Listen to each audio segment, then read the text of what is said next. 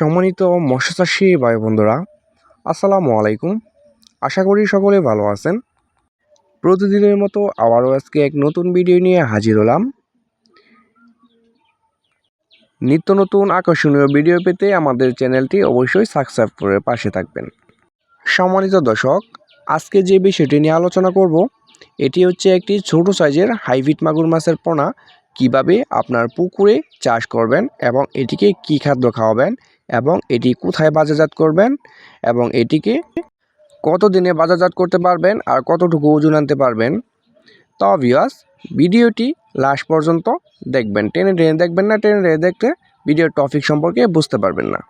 সম্মানিত দর্শক, এই মুহূর্তে আমার ভিডিও স্ক্রিনে যে মাছগুলা লক্ষ্য করে দেখতে পাচ্ছেন, এটি হচ্ছে একটি ছোট সাইজের হাইব্রিড মাগুর মাছের পোনা। এটি 1 কেজিতে ধরবে 600 থেকে 700 পিস এবং 2 ইঞ্চি সাইজের পোনা। তো যারা অরিজিনালি চকলেট কালার হাইব্রিড মাগুর মাছের পোনা খুঁজতেছেন, তারা আমাদের স্ক্রিনে দেওয়া নাম্বারে আমাদের সাথে যোগাযোগ করবেন। এটি আমরা সারা বাংলাদেশে অক্সিজেনের মাধ্যমে হোম ডেলিভারি দিয়ে থাকি। সম্মানিত দর্শক, দেখতেই পাচ্ছেন খুবই সুন্দর এক ছাড়া চকলেট কালার হাইব্রিড মাগুর মাছের পোনা। এটি আপনি আপনার পুকুরে ছাড়ার পর আপনি কি খাদ্য খাওয়াবেন?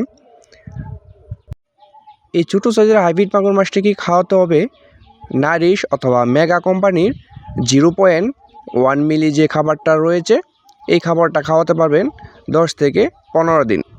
তারপর থেকে এটির খাদ্য হিসাবে দিতে পারবেন মরা মুরগি, মুরগির লিটার, মুরগির নাড়ি বুড়ি, হাঁসের লিটার, পচা পান্তা ইত্যাদি। এটি কেমন পুকুরে চাষ করবেন?